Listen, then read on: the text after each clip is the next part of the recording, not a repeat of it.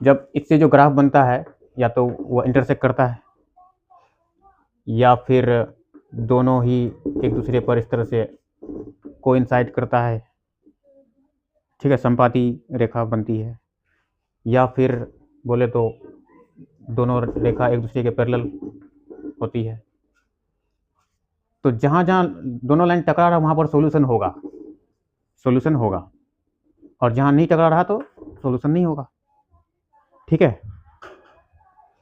तो यहाँ क्वेश्चन क्या पूछा है, if the graph of pair of linear equation in two variable is intersecting माने इस तरह से काटने को इंटरसेक्टिंग बोलते हैं। जब इंटरसेक्ट करे तो कितना सॉल्यूशन बनेगा, तो जितने पॉइंट पर वो इंटरसेक्ट कर रहा है, कितने पॉइंट पर इंटरसेक्ट कर रहा है, 1 पॉइंट पर इंटरसेक्ट कर रहा है ना। इंटरसेक्टिंग लाइन जब आप मतलब इंटरसेक्ट करेगा तो कितने पॉइंट पर, 1 पॉइंट पर, तो इसलिए इसका 1 सॉल्यूशन होगा, 1 सॉल्यूशन, ठीक है। 1 को कभी कभी हम लोग यूनिक भी बोलते हैं, यूनिक सॉल्यूशन, यानी कि अद्वितीय, यानी कि 2 होना पॉसिबल नहीं, द्वितीय कोई ऑप्शन नहीं, एक ही, अद्वितीय, द्वितीय माने 2, माने मतलब वो 2 नहीं होना है ना, तो यूनिक। और कोइंसाइड करता है तो उसको हम लोग मेनी सॉल्यूशन बोलते हैं, यानी बहुत सारा सॉल्यूशन, क्योंकि इसमें बहुत सारा पॉइंट पर इंटरसेक्ट कर रहा है, दोनों लाइन एक दूसरे को टकरा रहा है बहुत सारे पॉइंटों में। इसमें कहीं भी दोनों लाइन नहीं टकरा रहा है, किसी भी पॉइंट पर नहीं टकरा रहा है, तो इसमें नो सॉल्यूशन, ठीक है। तो हमें ये वाला पूछा है इंटरसेक्टिंग लाइन में कितना सॉल्यूशन होगा, तो 1 सॉल्यूशन, ठीक है। आगे बढ़ते हैं। तो यहाँ पर ऑप्शन में था only 1 solution, no solution, infinite solution, none of this, तो पहला वाला ऑप्शन हो जाएगा।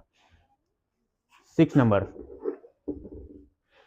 How many solution will be 2x minus 3y plus 2 is equal to 0, 6x minus 9y plus 5 बराबर 0, 2x minus 3y plus 2 is equal to 0, 6x minus 9y plus 5 is equal to 0, ठीक है।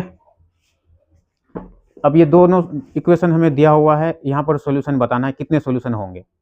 जब equation दिया हुआ हो और number of solution बताने की, कई गो सॉल्यूशन इसका होगा, ठीक है, तो उसके लिए हमें बताना होता है a1/a2 b1/b2, ये सब चेक करना होगा। a1/a2 पहले चेक करो, इसका a1/a2 चेक करेंगे तो a1 मेरा ये वाला है, तो 2 और a2 हमारा 6 है, तो कैंसिल होकर के 1/3 हो गया,